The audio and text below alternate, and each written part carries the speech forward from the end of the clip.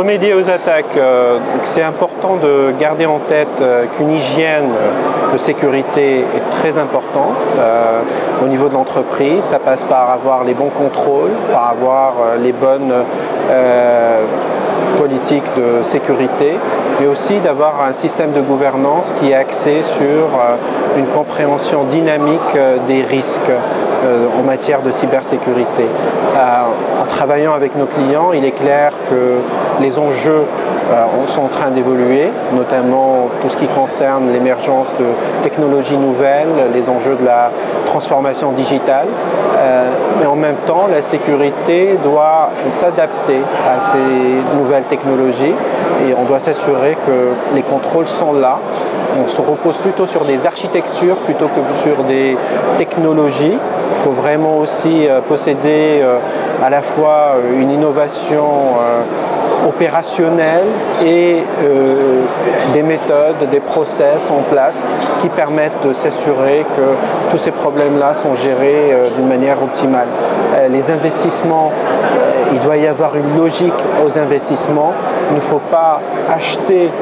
des solutions pour en acheter, mais plutôt s'intéresser à l'intégration de toutes ces solutions, à développer une intelligence connectée, ce qu'on appelle chez BT Connected Intelligence, s'assurer qu'au final, on arrive à mieux comprendre ce qui se passe dans notre environnement et c'est la détection, la compréhension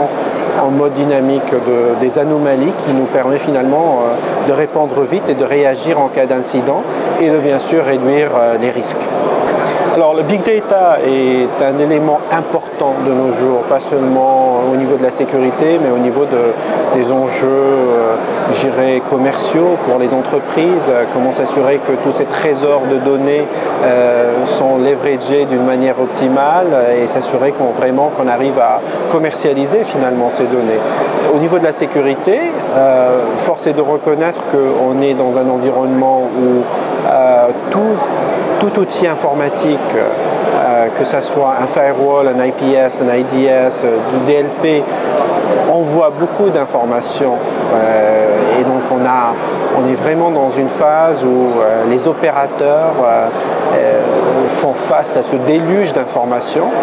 mais en même temps, ils n'arrivent pas à faire le tri entre ce qui est vraiment important, ce qui l'est moins. Donc pour nous, notre vue sur le big data pour la sécurité, c'est de faciliter ce filtrage, c'est de mieux détecter les anomalies et de pouvoir transmettre un peu tous ces 100 000 événements par seconde à 5-6 événements majeurs qui sont vraiment importants pour l'organisation et auxquels on devrait faire attention. Quand on analyse un peu les incidents récents, que ce soit Target, que ce soit Home Depot, ces organisations avaient investi massivement dans des technologies de détection, mais n'avaient pas forcément les capacités analytiques pour pouvoir filtrer et vraiment identifier les anomalies les plus importantes à investiguer. Et donc là, on est vraiment dans une phase où le small data, dans le sens où c'est filtrer toutes ces informations, s'assurer qu'on met le focus sur l'essentiel, c'est ça qui va être le plus déterminant pour réussir à mieux détecter au plus vite et par la suite répondre d'une manière adéquate à ces attaques.